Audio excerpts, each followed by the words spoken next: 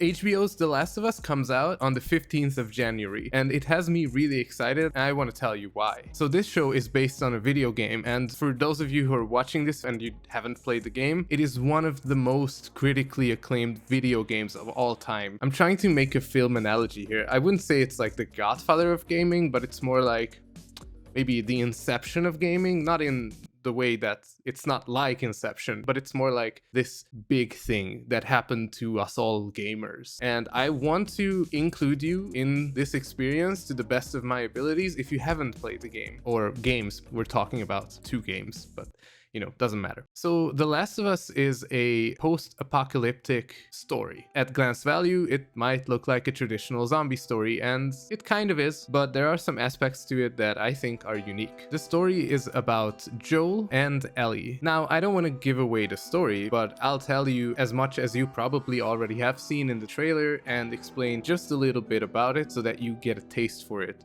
Our first protagonist, Joel, is this guy from Texas who gets his life tragically ruined by a strange epidemic hitting the US. Sometime later, he moves to Boston and spends his days as a smuggler, where he meets our other protagonist, Ellie, and the circumstances of that are very dramatic. Let's just say the night is dark and full of spoilers. Now, this is where I think this story is different from all of the other stories. This gives its unique identity. It is that this story treats loss in a way that is very, very real. And I would say that because it's not over dramatized and it's not under dramatized either. It handles loss in a very subtle way. It is one of the darkest games I have ever played, and it is not because it's very bloody, although it could be at times. We'll see how HBO handles that. But it's just so much heartbreak, so much loss, so much misery. So if you don't have the affinity to just watch people suffer, this show might not be for you. And I'll tell you a little bit more about the story just to pique your interest. These 2 people face some choices that makes their journey very unique within the world as well. They are people who play a significant role in the fates of other characters. They have a very special task they need to do,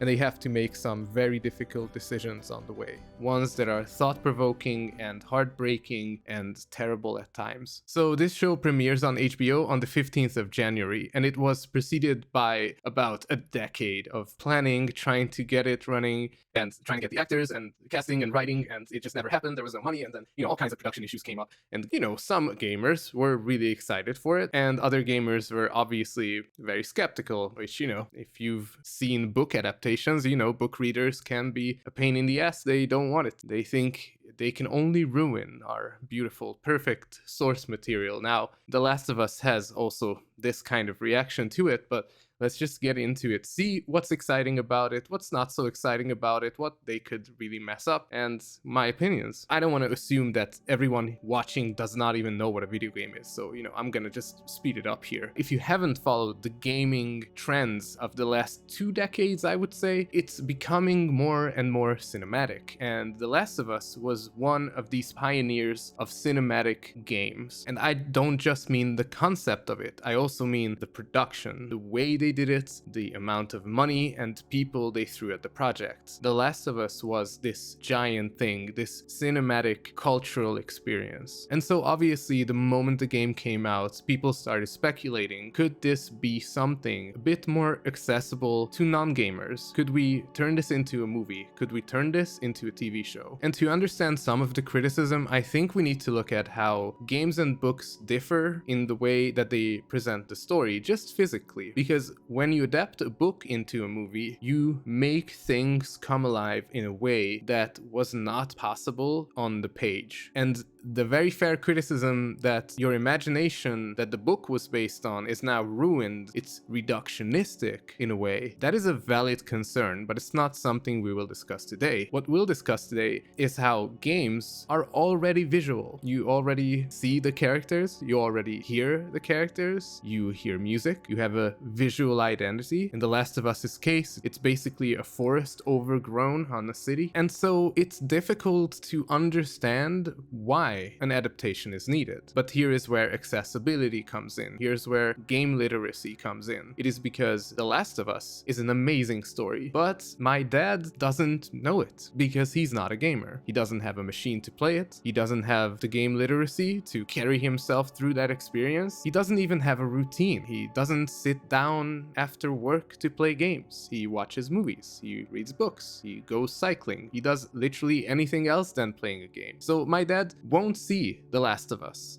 ever. And this is why I think an adaptation is even happening, because The Last of Us is an intellectual property so strong now because of the games that it might have the power of the players who watch the series when it comes out to kickstart its career for the general audience, non-gamers. But now that I introduced you to the basic premise and what you should expect, I want to tell you why I'm excited. Because I've already played the games, I know the story, I don't need to watch it. I mean, it's obviously interesting for me, I want to see how they handle it, but it's not like I'm gonna get this brand new experience. But I'm still really excited, and I'll tell you why. Most people are very excited because of the casting, and I kind of agree in a way, but not entirely. I love Pedro Pascal, and I think he's perfectly cast for this. I don't know much about Bella Ramsey, and I'll be honest, I was skeptical in the beginning, but the trailer that just came out showed me that she probably has the skills to play this part. I just don't know if she'll fit some aspects of the character that I can't talk to you about because I don't want to spoil the story, but I'm gonna be interested in seeing how she handles it. I mean, I'm gonna be honest, I don't care too much about the rest of the casting decisions, and the reason for that is because this is such, it's like a survive together, the two of them, you know, like, yeah, of course there's other characters, but they're not there a lot, at least in the games. We'll see about the show. Now we went through the casting. Now I'll finally tell you why I'm excited about this. It is the showrunners. There are two people that I think are really exciting choices. The first one is Neil Druckmann, who was the director and writer of the game itself. So we can be quite certain that they'll be faithful to the source material, and even if they wouldn't be, you know, it's the creator himself, what can we say? If he wants to go another route with a TV show, I think at least now we can say it was his decision. It's unlike Game of Thrones, where we could always say, oh no, but George Martin would have done different. Now we can't say that. The creator is the showrunner. And so the other guy is Craig Mazin. Did I say Mazin? I meant Mazin. And the reason that his presence excites me so much is because he was the showrunner for probably the best TV show that I have seen in the past decade. I think Chernobyl was like absolutely mind-blowing. It is my favorite thing. And you know, an extra benefit here is that both Chernobyl and The Last of Us is a post-apocalyptic show, even if Chernobyl didn't actually bring apocalypse, you know, it works with the same tools. And there's a bunch of other stuff that gets me excited, obviously. It's that first season will cover the first game, so we're gonna have some follow-up later. If the show is well received, we're gonna probably get some good developments, bigger budget, all of that good stuff. And also small things like the original voice actors getting an actual role, not just a cameo. So people are already saying that this could be a new era for video game adaptations, and this is not just wishful thinking at this point, because the creators themselves said that this will be their goal, which is, you know, at least quite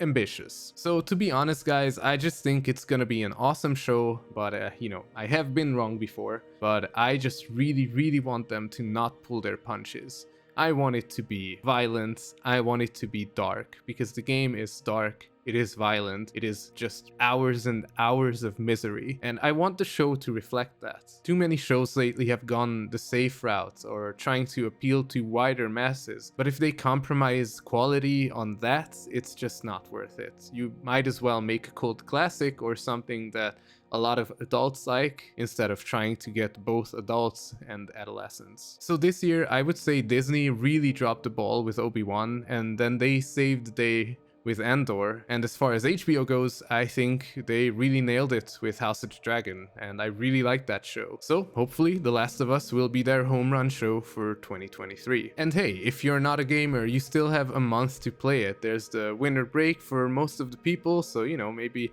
You can play it in the meantime and then see the adaptation, or the other way around. Also, I'm curious, are you a gamer watching this video? If you would let me know in the comments, especially non-gamers, can you comment in the comments and tell me, I'm not a gamer but I'm excited for the show? Because I'd be very interested to see what you expect based on the trailer if you haven't played the games. And my gamer friends, what do you expect? Just keep it light on spoilers in the comments, because we might have people here who don't want to get spoiled on the events. And hey, thanks for watching the video. Please subscribe to the channel if you haven't already, and I'll see you next time.